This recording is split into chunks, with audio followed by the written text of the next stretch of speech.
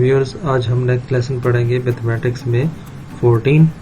उम्मीद करता हूँ कि आपको इस चैनल से काफ़ी फ़ायदा हो रहा होगा और मज़ीद हम कुछ वो सवाल मैं लेके आया हूँ जो रिसेंट टेस्ट में भी आ रहे हैं। आपने मेहनत करनी है, इन सवालों की प्रैक्टिस करनी है, ठीक है। जितनी आप प्रैक्टिस करेंगे उतना ही आप ज़्यादा से ज़्यादा सवाल कर पाएंगे।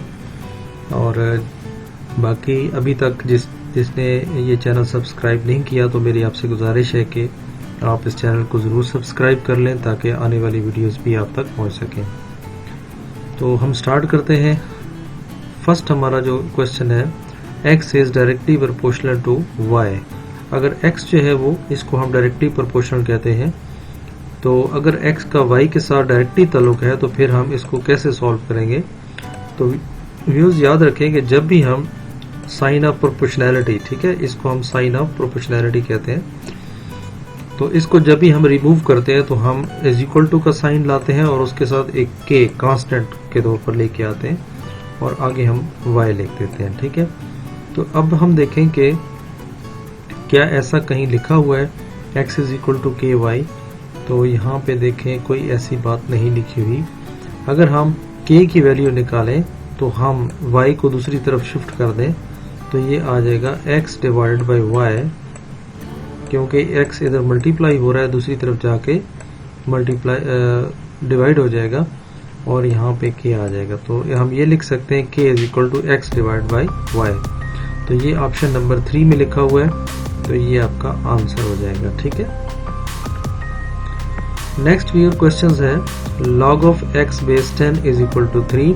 तो इसको हल करने का बड़ा ही आसान तरीका है कि आपने क्या करना है कि जैसे x 10 जो है वो जो बेस है उसको आपने लिख देना है ऐसे और इज इक्वल टू के राइट साइड पे, और जो 3 इज इक्वल टू 3 है उसको 10 की पावर बना देना है और x को आप इधर लिख देंगे, ठीक है।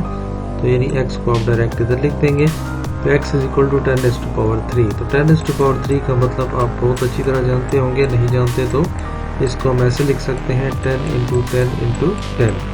तो 3 दफ़ा मल्टीप्लाई करने से आपके पास 1000 बनता है, तो यही आपका आंसर है, ठीक है। नेक्स्ट फिर हमारे पास x की वैल्यू हमने मालूम करनी होती है। ये 4:3 और x/12 है। तो इसको जो रेशो को लिखने का तरीका ये है कि इसको 4/3 और जो आपका ये 4 आपके डॉट्स हैं इसकी जगह पे आप इज इक्वल टू लगाएं और x डिवाइड बाई 12 लिखते हैं, ठीक है। अब यूज हमने क्योंकि x की वैल्यू निकालनी है तो हमारा जो 12 है ये हमने शिफ्ट करना है। तो राइट साइड पे आप देखें ये डिवाइड हो रहा है तो दूसरी तरफ जाएगा तो मल्टीप्लाई हो जाएगा, ठीक है। तो इसका मतलब है कि 12 multiplied by 4/3 is equal to x, ठीक है।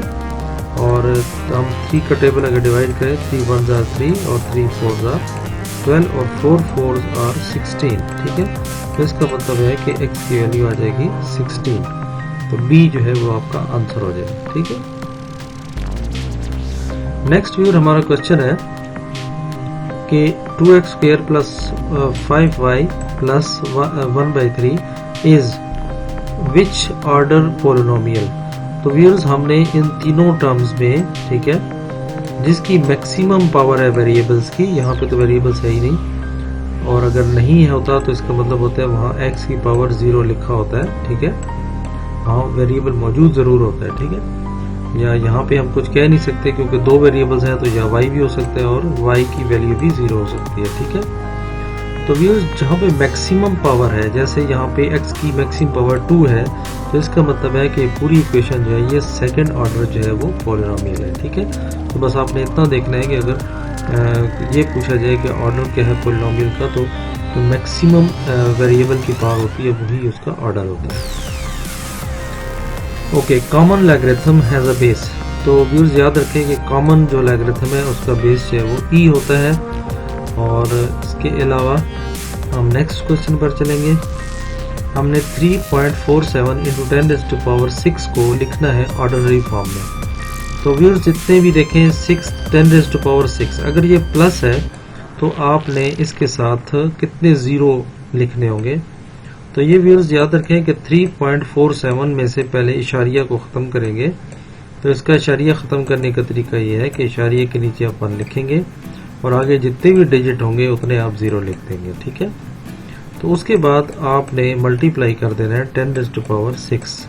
इसका मतलब है कि आपने 6 0 जो है वो लगा देने हैं, ठीक है। ये हमने 6 0 लगा दिए। अब ये 2 0 जो है इसके साथ कैंसिल हो जाएंगे और बाकी जो 4 0 है ये आपने लिखना है, ठीक है। तो व्यूअर्स अगर आप देखें तो 4 0 आपके 347 के साथ कहाँ लिखे हुए हैं, ये आंसर नंबर डी में लिखे हुए हैं। तो व्यूअर्स यहाँ पे बस आपको अगर पता चल गया तो या जब आप प्रैक्टिस करेंगे तो आपको पता होना चाहिए कि 2 0 यहाँ से माइनस करूंगा और 6 में से यहाँ के 2 0 माइनस करके बाकी 4 बच जाएंगे। तो इसके पास 4 0 होने चाहिए 347 के पास। तो इसका मतलब है आंसर जो है वो डी जो है इसका बेहतरीन ऑप्शन है। तो कोशिश करें कि आप जितना वैसे ज़बानी हल कर सकें तो आपको फ़ायदा होगा, और बहुत मुश्किल कोई सवाल हो तो उसको आप रिटर्न में करें, अदरवाइज़ कोशिश करें कि आप इसको वैसे ही हल करें, ठीक है, ताकि आप नेक्स्ट क्वेश्चन पर जा सकें। इन कॉम्प्लीमेंट्री एंगल्स, कॉम्प्लीमेंट्री एंगल होता है कि सम ऑफ एंगल जो है वो आपका 90 होना चाहिए। तो उसमें एंगल जो है क्या होना चाहिए कॉम्प्लीमेंट्री में, डेफिनेटली मैंने आपको बताया कि 90 डिग्री होना चाहिए। तो 90 को हम राइट एंगल ट्राइंगल कहते हैं। तो राइट एंगल जो है इट मीन्स कि 90 का डिग्री जब एंगल होगा तो 90 डिग्री को ही हम राइट एंगल कहते हैं, ठीक है।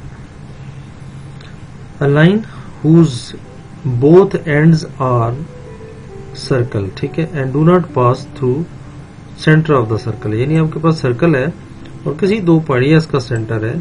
कोई ऐसी लाइन है जो 2 पॉइंट से तो गुजर रही है लेकिन सेंटर से नहीं गुजर रही, तो ऐसे को लाइन को हम क्या कहते हैं, कॉर्ड कहते हैं, ठीक है।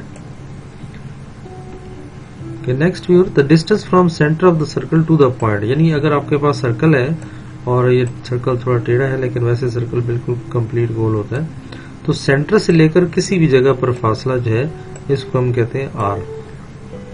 और अगर लाइन इसको हम पूरा ले आए तो ये पूरी लाइन जो है ये हमारी क्या कहलाती है, डायमीटर, ठीक है। तो ये आपको पता होना चाहिए क्योंकि वो फिलहाल सेंटर पॉइंट से है तो ये हमारा रेडियस होगा, ठीक है।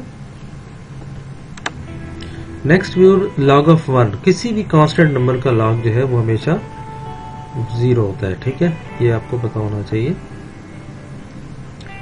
2 डिफरेंट लाइंस है, अगर 2 लाइंस डिफरेंट होंगी तो उनके जो कॉमन पॉइंट होंगे वो भी 2 होंगे, ठीक है। नेक्स्ट है null vector is represented by, तो नल वेक्टर को हम हमेशा किससे रिप्रेजेंट करते हैं, ओ के साथ, ठीक है, क्योंकि पी प्राइम नंबर है, एन नेचुरल नंबर है, डब्ल्यू होल नंबर है, तो यहाँ पे ओ से हम इसको रिप्रेजेंट कर सकते हैं। लॉग ऑफ 10, लॉग ऑफ 10 जो है ये किसकी इक्वल होता है, तो लॉग ऑफ 10 जो है ये हमेशा 1 की इक्वल होता है, ये आपको पता होना चाहिए, ठीक है। तो लॉग ऑफ कॉमन जो लॉगरिथम है वो ई होता है और लॉग ऑफ 1 जो है वो हमेशा 0 होता है और लॉग ऑफ 10 जो है ये 1 के बराबर होता है। तो ये था व्यूअर्स आज का हमारा मैथमेटिक्स का लेसन। उम्मीद करता हूँ कि इसमें भी सवाल जितने भी हमने आपको पढ़ाए आपको सारे समझ आ गए होंगे, नहीं तो वीडियो को दोबारा देखें। चैनल को अभी तक आपने सब्सक्राइब नहीं किया तो जरूर सब्सक्राइब कर लें। दुआओं में याद रखिए। अल्लाह हाफिज।